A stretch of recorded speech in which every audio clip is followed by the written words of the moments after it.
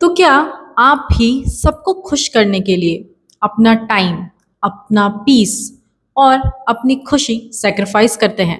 आज मैं आपको एक सीक्रेट बताने वाली हूँ कि जो लोग सबसे अच्छे होते हैं ना, जो लोग बहुत ही नाइस होते हैं ना, कैसे उनकी ज़िंदगी धीरे-धीरे ख़त्म होती है और कैसे आप उस साइकिल से बाहर निकल सकते हैं। ये बात शायद किसी ने आपको डायरेक्टली पहली बार ही बताई होगी। हेलो, मेरा नाम है विदिशा। आप देख रहे हैं डिकोडिंग लाइफ। इस चैनल पे मैं बात करती हूँ लाइफ के कुछ ऐसे ट्रुथ जिसके बारे में जनरली लोग बात नहीं करते। और आज हम बात करने वाले हैं कि क्यों बीइंग टू नाइस एक बहुत बड़ा ट्रैप है और इससे निकलना क्यों ज़रूरी है। क्या-क्या करके आप इस ट्रैप से निकल सकते हैं, अपने आप को फ्री कर सकते हैं। तो आज मैं आपको अपनी स्टोरी बताती हूँ कि किस तरीके से पहले जब भी मुझे कोई कुछ बोलता था, तुरंत हाँ बोल दिया करती थी। ऑफिस में हाँ, घर में हाँ, फ्रेंड्स ने लास्ट मिनट पे अगर प्लान बनाया तब भी हाँ। एंड ये जो हाँ बोलने की मेरी आदत थी, इसकी वजह से किस तरीके से लास्ट में मैं थक जाती थी, मैं स्ट्रेस्ड आउट हो जाती थी, कई बार खुद को ही इग्नोर कर दिया करती थी। थैंक गॉड ये रियलाइजेशन मुझे बहुत जल्दी हो गया कि जो लोग आपको यूज कर रहे हैं ना, तब तक ही आपको यूज कर पाएंगे जब आप उनको अलाउ करेंगे। नाइस होना बहुत अच्छी बात है, पर नाइस होने में और डोरमैट होने में बहुत फर्क होता है और ये आपको समझना पड़ेगा। हमारा इंडियन कल्चर भी कुछ इसी तरीके का है। यहाँ पे अगर आप लड़की हैं तो आपसे सिर्फ एक्सपेक्टेशन होता है, आपसे ये एक्सपेक्ट किया जाता है कि आप सबको खुश रखेंगी, आप सबको हाँ बोला करेंगी और किसी चीज में रेसिस्ट ही नहीं करेंगी। अपने लिए सोचना तो एक बहुत ही बड़ा अभिशाप है यहाँ पे। बट एक चीज हमेशा याद रखिए, जितना कम आप अपने आप को रेस्पेक्ट दीजिएगा ना, उतना ही कम वैल्यू लोग आपकी करेंगे। इसीलिए अपना रेस्पेक्ट करना सीखो। समझते हैं कि ये आखिर होता क्या है। ये बीइंग टू नाइस मतलब सबसे अच्छी लड़की बनने का जो ये चक्कर होता है, ये शुरू कहाँ से होता है? शुरू तब नहीं होता है कि जब आपके अंदर काइंडनेस भर भर के भर दिया है भगवान ने, या फिर आप बहुत ही काइंड है लोगों के लिए। इसके और भी रीजंस होते हैं। रीजन नंबर एक होता है किसी के अप्रूवल के ऊपर डिपेंड करना। हमेशा बैक ऑफ द माइंड ये चलता रहता है कि अगर मैं किसी की बात नहीं मानूंगी ना, तो सामने वाला मुझे ठीक नहीं समझेगा या फिर सामने वाला मुझे पसंद नहीं करेगा। दूसरा होता है फियर ऑफ कन्फ्लिक्ट। हम कभी भी कन्फ्रंट नहीं करना चाहते हैं, कन्फ्रंट्रेशन को अवॉइड करते हैं। मतलब हम सामने से लोगों को ना बोल ही नहीं सकते, हमें लगता है कि झगड़ा हो जाएगा। बट जितना इस चक्कर में आप पड़ेंगे, उतना ज़्यादा लोग आपको यूज़ करेंगे, उतना ज़्यादा लोग आपको एक्सप्लॉइट करेंगे। एंड सबसे लास्ट में आता है, बट जो सबसे इम्पॉर्टेंट है, वो है हमारी टीचिंग्स या फिर हमारी जो अपब्रिंगिंग होती है।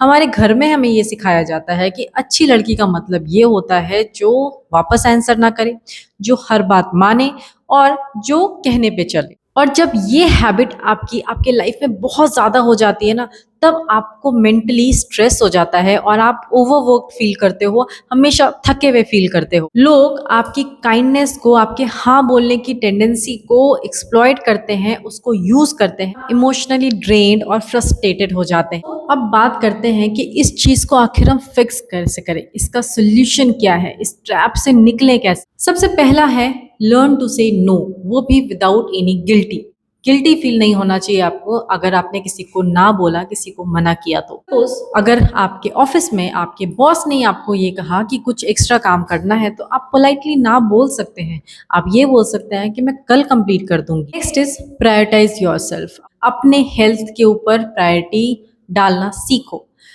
किसी को कोई फर्क नहीं पड़ता। मैं अपने आसपास भी देखती हूँ, अपने फ्रेंड्स में देखती हूँ कि वो मेंटली कितने ओवर थिंकिंग करते हैं, कितने एग्जॉस्टेड होते हैं, पर अपने लिए स्टैंड ही नहीं ले पाते। इसलिए अपने हेल्थ और अपने मेंटल पीस पे फोकस करना सिर्फ आपकी और आपकी जिम्मेदारी है।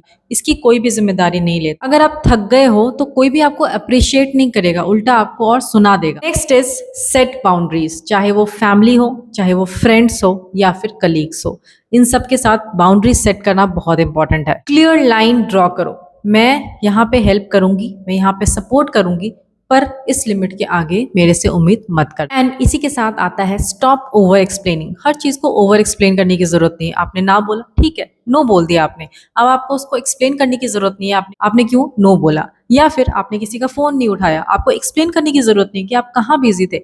आप बिजी थे, आपने फोन नहीं उठाया, it's as simple as that. ये आप कितना भी जस्टिफाई करोगे, जो नहीं समझने वाले हैं वो नहीं समझेंगे आपकी बात को। And most important thing is positive self talk. अपने आप से बात कीजिए एंड अपने बारे में हमेशा अच्छा बोलिए। आपको आपसे बहुत प्यार है, आप अपने आप को पसंद करते हैं और आपका रिस्पेक्ट आपके लिए सबसे ज्यादा इंपॉर्टेंट है। एंड ये स्मॉल स्टेप अगर आप डेली इंप्लीमेंट करेंगे ना अपने लाइफ में, तो आपकी लाइफ आप देखेंगे 360 डिग्री चेंज हो गई है। एक बहुत ही इजी सा एग्जाम्पल से आपको समझाती हूँ। अगर घर में शादी है तो शादी के घर में कॉम्प्रोमाइज किससे एक्सपेक्ट किया जाता है? लड़कियों से ना। हमेशा ये एक्सपेक्ट किया जाता है कि लड़की कॉम्प्रोमाइज करे, लड़की एक्सेप्ट करे और लड़की एडजस्ट करे। लेकिन अगर आप अपनी बाउंड्री पहले से ही सेट करके रखेंगे ना, तो लोग हो सकता है पहले अनकंफर्टेबल हो आपके इस बिहेवियर को लेकर के, बट धीरे धीरे उनको भी आदत होगी और वो भी आपकी बात को समझेंगे। धीरे धीरे फिर वो आपकी रिस्पेक्ट भी करेंगे और यही अल्टीमेट पावर होता है रेस्पेक्टफुली नाइस होने का। अगर आपको ये वीडियो अच्छी लगी और आप अपना ये जो टू नाइस वाला बिहेवियर है इसको चेंज करना चाहते हैं, तो सब्सक्राइब कीजिए इस चैनल को, क्योंकि मैं ट्राई करती हूँ हर वीक